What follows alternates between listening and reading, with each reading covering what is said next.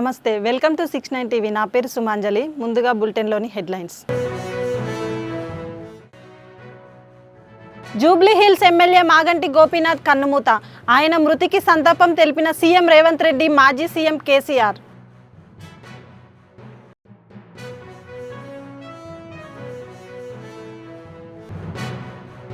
ప్రముఖ రచయిత దాశరథి శత జయంతిని ప్రభుత్వం విస్మరించింది. నిజాం సర్కార్పై ఆయన చేసిన పోరాటం మరువలేనిదన్న ఎమ్మెల్సీ కవిత.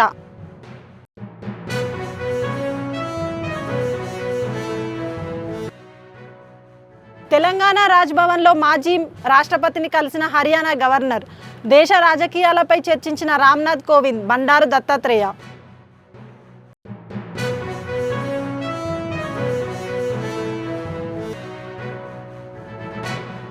విశాఖలో జూన్ 21న ప్రపంచ యోగా దినోత్సవ వేడుకలు. ప్రధాని నరేంద్ర మోదీ హాజరవుతారన్న టీడీపీ ఎంపీ భరత్. ఇక డీటెయిల్స్లోకి వెళ్తే, BRS Jubilee Hills MLA Maganti Gopinath కన్నుమూశారు. ఈ నెల 5న ఆయనకు గుండెపోటు రావడంతో కుటుంబ సభ్యులు గచ్చిబౌలిలోని ఏఐజీ ఆసుపత్రిలో చేర్పించారు. అక్కడ చికిత్స పొందుతూ ఆదివారం ఉదయం 5:45 ఆయన తుది శ్వాస విడిచారు. ఈ మేరకు వైద్యులు వెల్లడించారు. ఈ నెల 5న ఇంట్లో ఉండగా ఆయనకు గుండెపోటు వచ్చింది. కుటుంబ సభ్యులు ఏఐజీ ఆసుపత్రికి తరలించారు. కార్డియాక్ అరెస్టుకు గురైనట్లు వైద్యులు తెలిపారు. సిపిఆర్ చేయడంతో తిరిగి గుండె కొట్టుకోవడం, నాడీ బీపీ సాధారణ స్థితికి రావడంతో ఐసీయూలో వెంటిలేటర్పై చికిత్స కొనసాగించారు. కొన్నాళ్లుగా ఆయన కిడ్నీ సమస్యలతో బాధపడుతున్నారు. 3 నెలల క్రితం కూడా ఏఐజీలో చేరారు. అప్పట్లో డయాలసిస్ చేయించుకున్నట్లు సమాచారం. తాజాగా గుండెపోటు రావడంతో చికిత్స పొందుతూ మృతి చెందారు.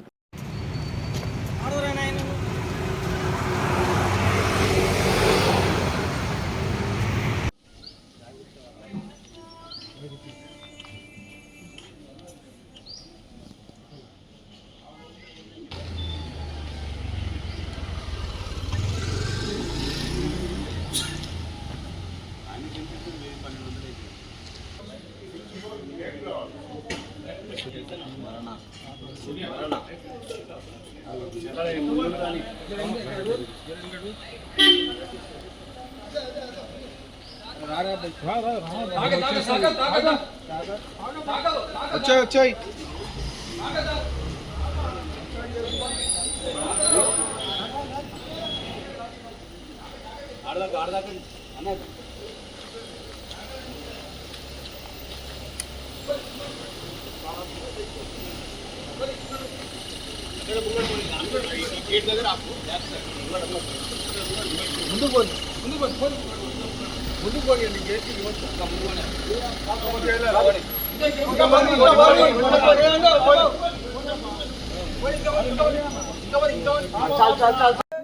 హైదరాబాద్ జిల్లా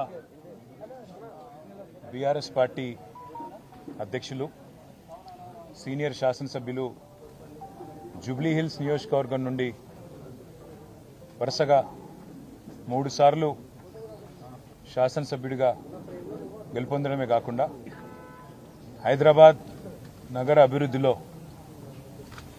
ఒక ప్రముఖ పాత్ర పోషించిన మృదు స్వభావి మా సోదరుడు శ్రీ మాగంటి గోపీనాథ్ గారు గత కొద్ది కాలంగా అస్వస్థతగా ఉన్న విషయం మీ అందరికీ కూడా తెలిసిందే. ఇవాళ ఉదయం వారు హాస్పిటల్లో మరి మృతి చెందిన విషయం కూడా మాకు ఉదయమే డాక్టర్ల ద్వారా తెలిసింది. నిజంగా ఇది బీఆర్ఎస్ పార్టీకి, అదేవిధంగా హైదరాబాద్ నగరంలో అభివృద్ధిని, అదేవిధంగా హైదరాబాద్ నగరంలో ఇక్కడ ఉన్న అందరితో కలివిడిగా ఉండే ఒక నాయకుడిని కోల్పోవడం అనేది అందరికీ కూడా తీవ్రమైన ఆవేదనని, తీవ్రమైన బాధని కలిగిస్తున్న సందర్భం. మీడియాని, అదేవిధంగా మిగతా మా కార్యకర్తల్ని కూడా కోరేది, ఈరోజు వాళ్ళ గోపీనాథ్ గారి కుటుంబ సభ్యుల ఆలోచన మేరకు ఈరోజే అంత్యక్రియలు, అంతిమ సంస్కారాలు, మొత్తం ఏర్పాట్లన్నీ కూడా చేయాలని చెప్పి వాళ్ళ కుటుంబ సభ్యుల కోరిక మేరకు మరి ముందుకు పోతున్నాము. మధ్యాహ్నం 4:30 నుంచి రాహుకాలం వస్తుందని చెప్తున్నారు. కాబట్టి ఆ రాహుకాలం కంటే ముందే అంతిమ కార్యక్రమాలన్నీ కూడా ఏర్పాటు చేయాలని చెప్పి కుటుంబ సభ్యుల కోరిక మేరకి జూబ్లీ హిల్స్లోని మహాప్రస్థానంలో మధ్యాహ్నం 3 నుంచి 4 గంటల మధ్యన ఈ కార్యక్రమం పూర్తవుతుంది. ఎవరైనా కార్యకర్తలు కానీ నాయకులు కానీ మిగతా వారి అభిమానులు కానీ చివరిసారి వారికి నివాళులు అర్పించాలి అంటే వారు ఇక్కడ వారి కుటుంబ సభ్యుల్ని కలవడానికి, అదేవిధంగా వారికి నివాళి అర్పించడానికి ఇక్కడ వారి స్వగృహం దగ్గర ఏర్పాటు చేయడం జరుగుతూ ఉంది. తర్వాత ఇక్కడ నుంచి ఊరేగింపుగా బయలుదేరి స్ట్రైట్గా మహాప్రస్థానానికి వెళ్ళి 4 గంటల లోపల రావుకాలం రాకముందే కార్యక్రమాలు చేయాలని వారి కుటుంబ సభ్యులు ఏదైతే నిర్ణయం తీసుకున్నారో దానికి అనుగుణంగా ముందుకు పోతాం. మా పార్టీ నాయకులు, కార్యకర్తలు అందరూ కూడా సహకరించాలని, మీడియా కూడా సహకరించాలని దయచేసి సహకరించాలని చెప్పి కోరుతూ, మరి రాష్ట్ర ప్రభుత్వం కూడా ఏర్పాట్లు చేస్తున్నామని చెప్పి ఇప్పుడే చెప్పింది. వారికి కూడా ధన్యవాదాలు. మరి ఈ అంతిమ కార్యక్రమాలన్నీ కూడా గౌరవప్రదంగా జరిగే విధంగా దయచేసి వచ్చిన వారికి ఇబ్బంది పెట్టకుండా అందరం కూడా సహకరిద్దామని చెప్పి కోరుతూ, ఇక్కడ స్థలం కూడా తక్కువ ఉంది, అందుకే కొద్దిగా వచ్చిపోయే వాళ్ళకి, వచ్చిపోయే వీఐపీలకు కూడా మనం కొద్దిగా వారికి సమయం ఇచ్చి వారికి మార్గం కూడా చేసే విధంగా మీరందరూ కూడా సహకరించాలని కోరుతున్నాం. జోహార్ మాగంటి గోపీనాథ్ గారు, జోహార్ మాగంటి గోపీనాథ్ గారు, మాగంటి గోపీనాథ్ గారు. ప్రముఖ రచయిత దాశరథి శత జయంతిని ప్రభుత్వం విస్మరించిందని బీఆర్ఎస్ ఎమ్మెల్యే కవిత ఆరోపించారు. ఆయన తెలంగాణ స్వాతంత్ర్యం కోసం ఆనాడు నిజాం రాజులపై పోరాటం చేసిన మహనీయుడని కవిత కొనియాడారు. ఆయన శత జయంతిని ఘనంగా నిర్వహించాలని గత కొంతకాలంగా ప్రభుత్వానికి గుర్తు చేసినప్పటికీ పట్టించుకోలేదన్నారు. దాశరథి గారి శత జయంతి సంవత్సరం 100 సంవత్సరాలు నిండినై దాశరథి గారు వారి యొక్క పుణ్య జన్మనెత్తి, మరి వారు మన తెలంగాణ స్వతంత్రం కోసం పోరాటం చేసినటువంటి వ్యక్తి. నిజాం రాష్ట్రంలో జరుగుతున్నటువంటి అకృత్యాలను ఎండగడుతూ అనేకమైనటువంటి పోరాట విధానాలను ఎంచుకొని పోరాటం చేసినటువంటి మహనీయుడు. ఆయన కళాన్ని జుల్పించి ప్రజలందరినీ కూడా ఆ కాలంలో జాగృతం చేసినటువంటి వ్యక్తి. మరి ఈ కిల్లా రామాలయంలో ఇప్పటి వరకు అన్న చెప్పినట్టుగా మరి ఆనాడు నిజాంకి వ్యతిరేకంగా పనిచేసినటువంటి స్వతంత్ర ఉద్యమ యోధులందరినీ కూడా ఇక్కడ బంధించి పెట్టినటువంటి అంశం మనందరికీ తెలిసిందే. దాశరథి గారిని, వట్టుకోట ఆళ్వార్ స్వామి గారిని ఇద్దరిని కూడా ఒకే బ్యారాక్లో పెడితే మరి అన్న చెప్పినట్టుగా ఆజాన్ బహుడైనటువంటి వట్టికోట భుజాల మీద ఎక్కి దాశరథి గారు నా తెలంగాణ కోటి రతనాల వీణ రాసింది మన నిజామాబాద్ గడ్డ అని మనందరం కూడా గర్వంగా అనేక సార్లు చెప్తున్నటువంటి సందర్భం. మరి ఆ సీన్ మొత్తం రీక్రియేట్ చేయాలి. ఈ కిల్లా రామాలయం జైల్లో దాశరథి గారి ప్రతిమను, వట్టికోట ఆళ్వార్ స్వామి గారి ప్రతిమను, అట్లనే గోడ మీద నా తెలంగాణ కోటి రత్నాల వీణ రాసి మరి ఆనాడు నిజాం సైనికులుగా కూడా వేషధారణ ఉన్నటువంటి వాళ్ళన్నీ కూడా రెడీ చేపించి పెట్టడం జరిగింది. అట్లానే దాశరథి గారి విగ్రహాన్ని కూడా మరి ఇక్కడ ఈ మధ్యలో ఉన్నటువంటి మండపంలో పెట్టి ఈ ప్రాంగణం అంతా కూడా నిజామాబాద్ జిల్లాలో ఉండేటటువంటి కవిమిత్రులకు, రచయితలకు, అట్లానే తెలంగాణ ఉద్యమకారులందరికీ కూడా ఇది ఒక మంచి స్థానం కావాలి, ఇక్కడ నుంచి చైతన్యం పుట్టాలనేటటువంటి సదుద్దేశంతో కేసీఆర్ గారి ప్రభుత్వం ఉన్నటువంటి సందర్భంలో ఇక్కడ డెవలప్మెంట్ కార్యక్రమాలని చేపట్టడం జరిగింది. పర్సనల్గా ఎమ్మెల్సీగా కూడా నేను నా ఎమ్మెల్సీ ఫండ్స్ నుంచి కూడా ఒక 40 లక్షల రూపాయలు ఇచ్చి ప్రత్యేకించి మొత్తం కూడా ఎక్కడెక్కడైతే లీకేజెస్ ఉన్నాయో వాటిని ఫిక్స్ చేసి చేయడం జరిగింది. సరే, అనుకోకుండా మా ప్రభుత్వం మరి మారిపోయినటువంటి సందర్భంలో ఇక్కడ శత జయంతి సంవత్సరం వచ్చింది. నిజానికి ఇప్పుడున్నటువంటి ప్రభుత్వం దాశరథి గారి శత జయంతి ఉత్సవాలను చాలా పెద్ద ఎత్తున నిర్వహించాల్సి ఉండే. మేము గత కొన్ని నెలలుగా గుర్తు చేస్తున్నాం ప్రభుత్వానికి. కౌన్సిల్లో కూడా ఎమ్మెల్సీగా నేను చాలాసార్లు మాట్లాడాను. దాశరథి గారు చాలా గొప్ప వ్యక్తి, మన తెలంగాణ యొక్క వారసత్వ సంపద దాశరథి గారు. వారిని వదిలేయొద్దు, వారు చేసుకున్నటువంటి, వారు రాసినటువంటి అనేకమైనటువంటి రచనలను గుర్తు చేసుకోవాల్సినటువంటి సందర్భం, వారి పోరాట స్ఫూర్తి గుర్తు చేసుకోవాల్సినటువంటి సందర్భం అని పదే పదే ప్రభుత్వానికి చెప్పినా కూడా దున్నపోతు మీద వానపడ్డట్లు ఉన్నదే ఈ ప్రభుత్వానికి తప్పితే కనీసం తెలంగాణ సోయి అనేటటువంటిది లేదు అన్న విషయం మరొకసారి స్పష్టంగా రుజువవుతున్నది. హైదరాబాద్లోని రాజ్భవన్ ప్రాంగణంలో హర్యానా రాష్ట్ర గవర్నర్ బండారు దత్తాత్రేయ భారత మాజీ రాష్ట్రపతి రామ్నాథ్ కోవింద్ను ఆత్మీయంగా స్వాగతించారు. దేశ రాజకీయాలలో తమదైన ముద్ర వేసిన ఈ ఇద్దరు వ్యక్తుల భేటీ గౌరవప్రదంగా జరిగింది.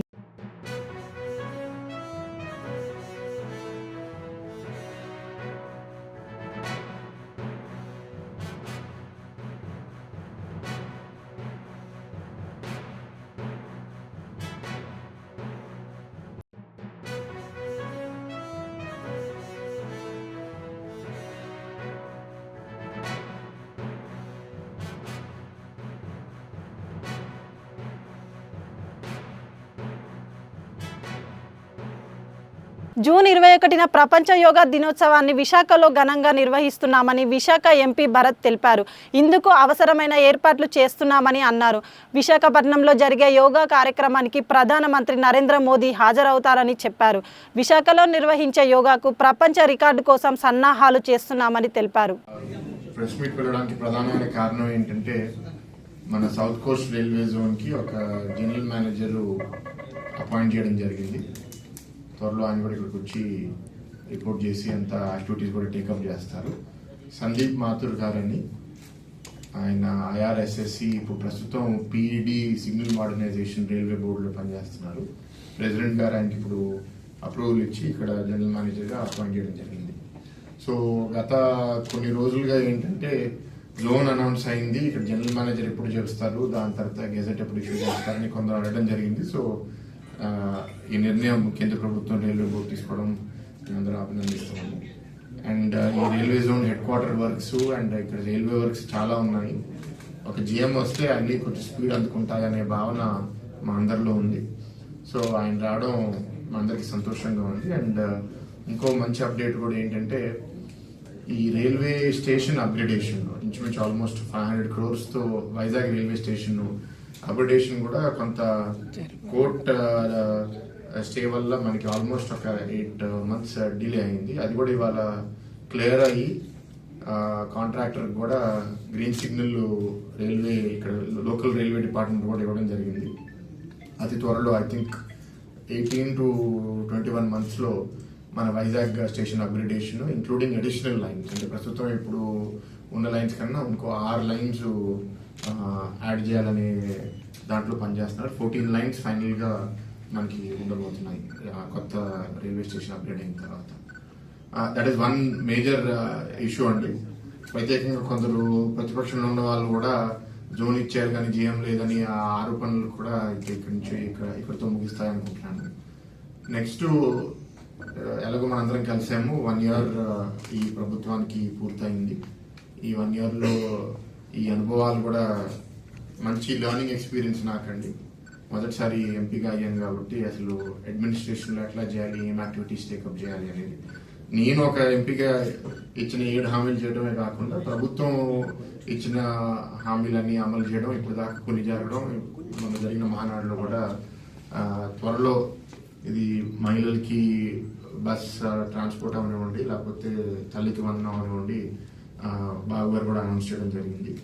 సో కష్టాలు ఉన్నాయి, ఆర్థిక ఇబ్బందులు ఉన్నాయి, బట్ పాజిటివిటీతో కలిసి పనిచేసి కేంద్ర ప్రభుత్వం సహాయంతో మాత్రం ఇంకా అన్ని అమలు చేయడమే కాకుండా ఆ 20 లక్షల ఉద్యోగాలు కూడా సృష్టిస్తారని నాకు బలమైన నమ్మకం. అండ్ మూడో point is yoga day. June 21st అంతర్జాతీయ యోగా దినోత్సవం సందర్భంగా ఇక్కడ ప్రధానమంత్రి మోడీ గారు రావడము అండ్ ఇక్కడ CM గారు కూడా ఏంటంటే ఒక గ్లోబల్ రికార్డ్, గిన్నిస్ రికార్డ్ సాధించాలని, we are aiming for a very high number, but minimum 3.5 to 4 lakhs people participate చేయాలనేది ఎఫర్ట్స్. ఇక్కడ RK బీచ్ నుంచి భీమిలి దాకా రోడ్లోనే కాకుండా రోడ్డు పక్కన ఎక్కడన్నా పెద్ద గ్రౌండ్స్ ఉంటే, అంటే ఫర్ ఎగ్జాంపుల్ గీతం ఉంటే గీతం గ్రౌండ్లో దాకా కూడా లోపలికి వెళ్ళి అక్కడ ఇంచుమించు 10 నుంచి 12 వేల మంది మా క్యాంపస్ లోపల యోగా చేసేటట్టు ప్లాన్ చేస్తున్నారు. So overall planning is a major challenge. Media మిత్రుల ద్వారా కోరేది ఏంటి అంటే ఎక్కువ మందికి మీరు ఇంకా ప్రోత్సహించాలి. ఎందుకంటే డైలీ యోగా చేసే వాళ్ళు కొందరు, యోగా ట్రైనింగ్ చేయగలిగిన వాళ్ళు కొందరు, కానీ 4 లక్షల మంది ఒకటే రోజు వచ్చి యోగా చేయాలి అంటే ఇట్స్ నాట్ ఈజీ. నేను కూడా పొద్దునే వాళ్ళ ప్రాక్టీస్గా ఇవాళ ఒక యోగా ప్రోగ్రామ్ గాదిరాజ్ ప్యాలెస్లో కండక్ట్ చేస్తే వెళ్ళాను. అన్ని బాగానే చేశాను కానీ వజ్రాసనంలో కూర్చోమంటే కొంచెం కాళ్ళ నొప్పులు వచ్చినాయి. అండ్ కొందరు పెద్దలేమో కూర్చోలేకపోయారు కూడా, ఎందుకంటే ప్రాక్టీస్ లేదు. సో మంచి యాక్టివిటీస్ అన్ని ఏరియాస్లో వాళ్ళు ట్రైనింగ్ చేస్తున్నారు. మీడియా కూడా దాన్ని బాగా చూసండి. I hand it over to our MLC Chiranjeevi గారు ఇంకేదైనా పాయింట్స్ యాడ్ చేయడానికి, దాని తర్వాత you can ask your questions. రేపు జూన్ 12 తేదీకి మన ఆంధ్రప్రదేశ్ రాష్ట్రంలో ఒక నిరంకుశమైన పాలన నుండి, ఒక అప్రజాస్వామిక పరిపాలన నుండి రాష్ట్రానికి మంచి రోజులు వచ్చి 1 year అవుతుంది. ఈ సందర్భంగా గౌరవ ముఖ్యమంత్రి గారు రాష్ట్ర వ్యాప్తంగా ఎన్డీఏ కూటమితో 12వ తేదీని మంచి సమావేశాన్ని ఏర్పాటు చేయదలుచుకున్నారు. ముఖ్యంగా ఈ సంవత్సరంలో మన అచీవ్మెంట్స్ అన్నీ మీ అందరికీ తెలిసినవే. ఏ రంగాలంటే చూడండి, మనం ఏ రంగం అంటే చూసుకోండి. నీటిపారుదల రంగాన్ని చూసుకుంటే గతంలో 2019 నాటికి పోలవరం ప్రాజెక్టు 72% పూర్తి చేసి మనం ఇస్తే 5 సంవత్సరాల్లో పోలవరం ప్రాజెక్టులో ఇంప్రూవ్మెంట్ లేదు సరికదా, డయాఫ్రమ్ వాళ్ళు కూడా నాశనం చేసి పోలవరం ప్రాజెక్టును సర్వనాశనం చేశారు గత ప్రభుత్వం వాళ్ళు. మరలా ఈరోజు పోలవరం ప్రాజెక్టు పరుగులు పెడుతుంది అంటే అది తెలుగుదేశం పార్టీ ఎన్డీఏ కూటమి యొక్క చిత్తశుద్ధి. అట్లాగే రైల్వే జోన్ కూడా 2019కి ప్రకటించడం జరిగింది నరేంద్ర మోడీ గారు. కానీ గత 5 సంవత్సరాల్లో రైల్వే జోన్కి భూములు ఇవ్వడం కానీ కార్యాచరణ కానీ జరగలేదు 5 సంవత్సరాల్లో. మరలా ఈ రోజు ఎన్డీఏ కూటమి అధికారంలోకి వచ్చిన తర్వాత రైల్వే జోన్కి సంబంధించి భూములు కేటాయించడం కానీ జీఎం గారిని ఏర్పాటు చేయడం కానీ ఈ విషయంలో నరేంద్ర మోడీ గారికి, గౌరవ ముఖ్యమంత్రి నారా చంద్రబాబు నాయుడు గారికి, ముఖ్యంగా మన ఎంపీ గారికి కూడా ప్రత్యేకంగా ధన్యవాదాలు తెలియజేసుకోవాలి. అంటే ఎన్డీఏ ప్రభుత్వం ప్రతి అంశంలో కూడా ఎంత చిత్తశుద్ధిని కలిగి ఉంది అని చెప్పడానికి ఇదే తర్కాణం. ఇక రాజధాని, దేశంలోనే రాజధాని లేని రాష్ట్రం ఏది అంటే ఆంధ్రప్రదేశ్ రాష్ట్రంగా ఉండేది. విద్యార్థులు చాలా గందరగోళానికి గురైపోయారు. సోషల్ స్టడీస్ స్టూడెంట్స్ అయితే ప్రతి రాష్ట్రానికి రాజధాని ఉండేది. ఆంధ్రప్రదేశ్ రాజధాని ఏదంటే గత 5 సంవత్సరాలు చెప్పుకోవడానికి రాజధానే లేదు. మరలా ఈ రోజు ఎన్డీఏ కూటమి అధికారంలోకి వచ్చిన తర్వాత ఆంధ్రప్రదేశ్ రాష్ట్ర రాజధాని అమరావతి పనుల ప్రారంభానికి కూడా మరలా నరేంద్ర మోడీ గారు వచ్చారంటే ఈరోజు ఎన్డీఏ కూటమి అభివృద్ధికి ఎంత ప్రాధాన్యత ఇస్తుంది అనేది పర్టికులర్గా చెప్పొచ్చు. ఇక అట్లాగే విద్యారంగం అయితే చెప్పాల్సిన అవసరం లేదు. నారా లోకేష్ బాబు గారు విద్యారంగంలో అద్భుతమైన సంస్కరణలు తీసుకొస్తున్నారు. ప్రాథమిక పాఠశాల కావచ్చు, ఉన్నత పాఠశాల కావచ్చు, ఇంటర్మీడియట్ కావచ్చు, డిగ్రీ కావచ్చు, యూనివర్సిటీస్ కావచ్చు, ఏ స్థాయిని చూసినప్పటికీ మనం ఉదాహరణకి ప్రాథమిక పాఠశాల చూసుకుంటే మోడల్ ప్రైమరీ స్కూల్ అనే కాన్సెప్ట్ పెట్టి ప్రతి మోడల్ ప్రైమరీ పాఠశాలలో కూడా ప్రతి తరగతికి ఒక టీచర్ ఉండాలి. 5 తరగతులకి 5 టీచర్లు ఉండాలి. 60 మంది పిల్లలు ఉన్న ప్రతి స్కూల్కి కూడా టీచర్ ఉండాలి, 5 టీచర్లు ఉండాలి అనే కాన్సెప్ట్తో ప్రభుత్వ రంగంలో విద్యని బలోపేతం చేయాలనే ఉద్దేశంతో లోకేష్ బాబు గారు మోడల్ ప్రైమరీ స్కూల్ అనే కాన్సెప్ట్ని తీసుకొచ్చారు. దయచేసి మీడియా మిత్రులందరినీ నేను కోరేది ఏంటంటే ప్రభుత్వ విద్యా వ్యవస్థని బలోపేతం చేయాల్సిన అవసరం ఉంది. ఎప్పుడు విలేకరులు అంటూ ఉంటారు మీటింగ్ అయిపోగానే, అసలు ఆ ప్రైవేట్ రంగంలో ఆ ఫీజులు ఏంటి, దాన్ని కంట్రోల్ చేయాలి, మన ప్రభుత్వ విద్యని బలోపేతం చేయాలని ప్రతిసారి చెప్తూ ఉంటారు. కాబట్టి దయచేసి ఈ విద్యా వ్యవస్థను మనం కానీ ప్రమోట్ చేస్తే ఈ 4 సంవత్సరాల్లో ప్రభుత్వ రంగంలో ప్రభుత్వ విద్య అనేది అద్భుతంగా డెవలప్ అవుతుంది. ఇక ఇంటర్మీడియట్ వ్యవస్థకు వచ్చేసరికి ఇంటర్మీడియట్ వ్యవస్థ గతంలో వెంటిలేటర్ మీద ఉండేది. మన లోకేష్ బాబు గారి ఆధ్వర్యంలో కమిషనర్ మేడం గారు కూడా ఇప్పటికే ప్రిన్సిపల్స్ ప్రమోషన్స్ 3 సార్లు చాలా ట్రాన్స్పరెంట్ గా ఇవ్వడం జరిగింది.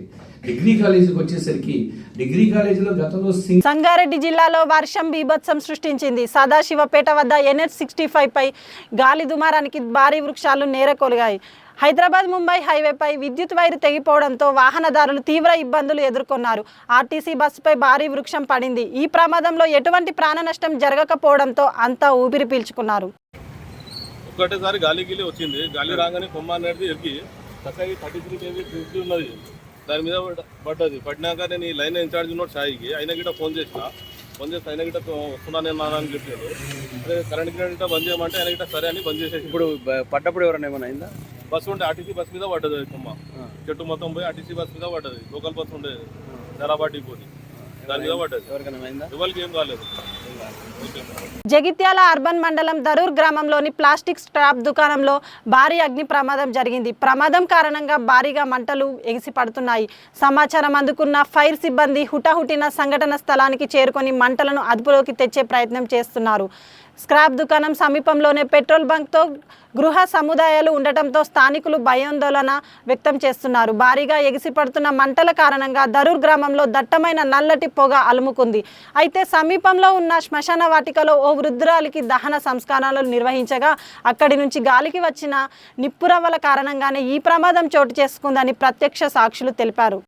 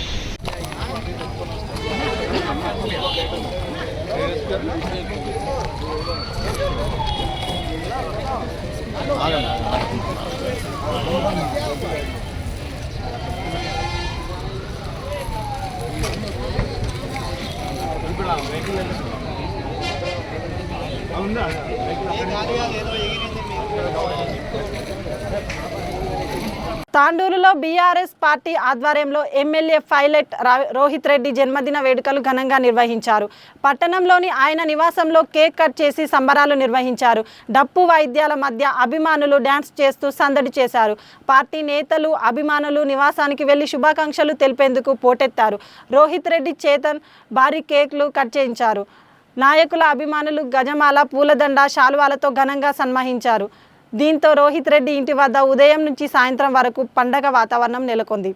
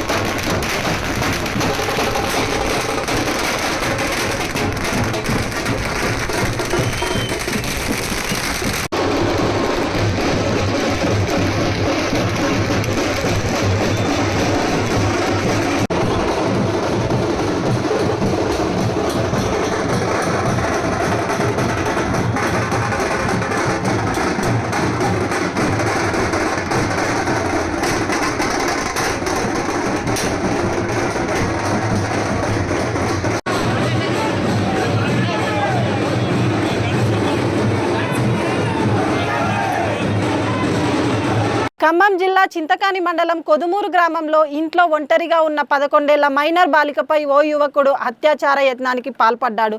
నిందితుడు కొత్తగూడెం గ్రామానికి చెందిన ఇర్బాన్గా గుర్తించారు. చింతకాని మండలం కొదుమూరు గ్రామంలో షేక్ ఇర్బాన్ అనే యువకుడు ముస్లింలకు మత ప్రచారం కోసం వచ్చినట్లు ఇంట్లో ఒంటరిగా ఉన్న మైనర్ బాలికపై అత్యాచార యత్నానికి పాల్పడ్డాడని స్థానికులు తెలిపారు. మైనర్ బాలిక కేకలు వేయడంతో పక్కనే ఉన్న స్థానికులు గమనించి యువకుడిని పట్టుకొని తాళ్లతో చేతులను కట్టేసి దేహశుద్ధి చేసి పోలీసులకు అప్పగించారు. బాధితురాలి కుటుంబ సభ్యులు చింతకాని పోలీస్ స్టేషన్లో ఫిర్యాదు చేశారు.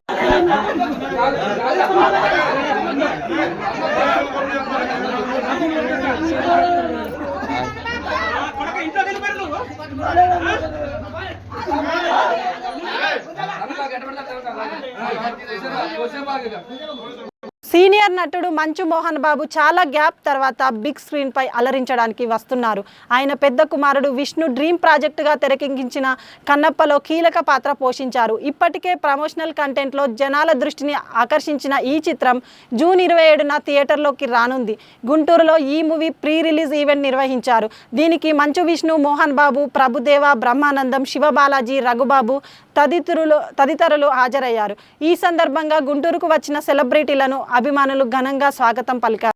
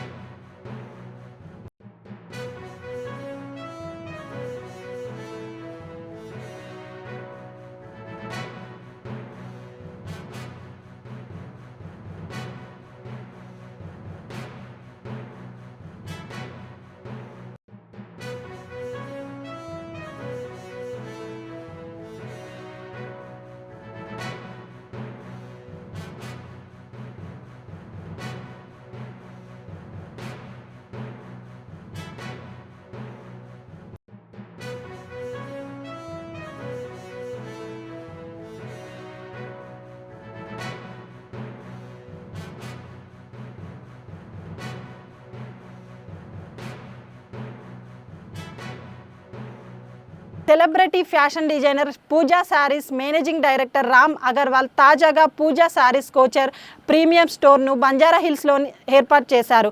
ఈ షోరూమ్ను BNI Hyderabad executive director Sanjana Shah, Pooja Sarees వ్యవస్థాపకురాలు అర్చన అగర్వాల్తో కలిసి ప్రారంభించారు. ఫ్యాషన్ డిజైనర్ రామ్ అగర్వాల్ మాట్లాడుతూ బాలీవుడ్, టాలీవుడ్కు చెందిన పలువురు సెలబ్రిటీలకు స్టైలింగ్ చేశామని, తమ కలెక్షన్స్ జాతీయ, అంతర్జాతీయ fashion show వేదికల్లో ప్రదర్శించామన్నారు.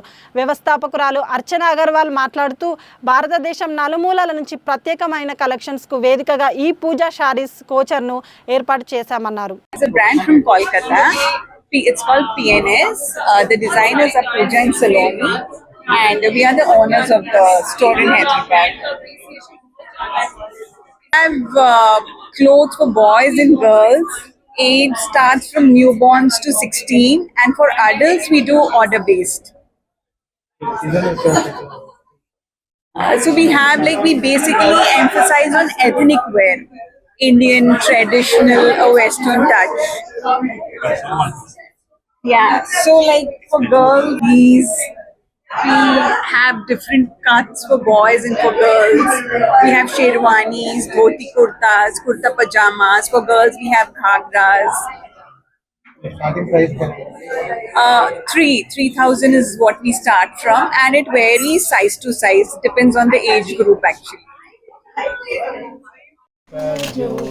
Madam 1 minute Krishna सामने क्रिश लेना जरूरी तुम बाजू में क्रिश बाजू तू सामने रहा कर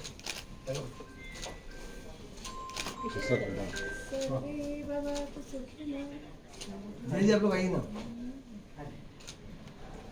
वक्रतुंड महाकाय सूर्यकोटि समप्रभ निर्विघ्नं कुरु मे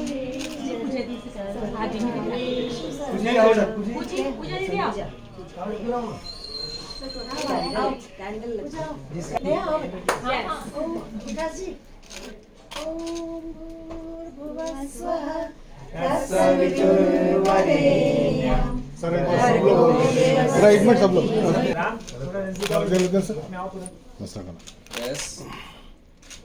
सर सेंटर सामने देखिए सब Hello Hyderabad and Secunderabad. I Ram Agrawal, my son Krish Mittal. We are opening our store in Banjara Hills, road number 10. We are Puja Sarees in Hyderabad from 27 years. Now we are opening our new store here with all the exclusive and designer pieces. All our customers, when any celebrity comes to Hyderabad, they prefer our taste shop for the taste what we keep. So I request all the Hyderabadis to please visit us and check out our stock. Thank you.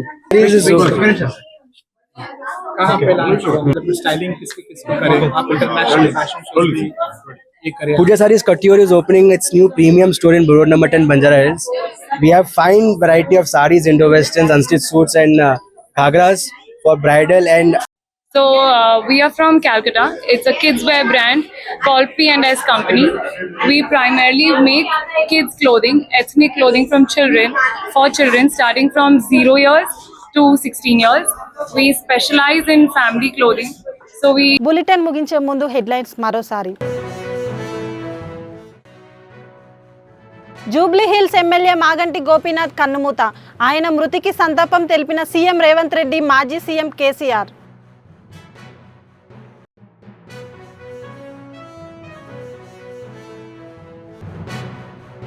ప్రముఖ రచయిత దాశరథి శత జయంతిని ప్రభుత్వం విస్మరించింది. నిజాం సర్కార్పై ఆయన చేసిన పోరాటం మరువలేనిదన్న MLC కవిత.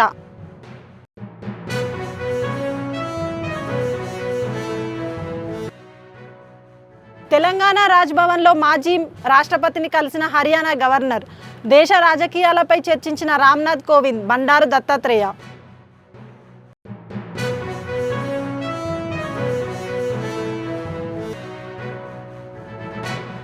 విశాఖలో June 21న ప్రపంచ యోగా దినోత్సవ వేడుకలు.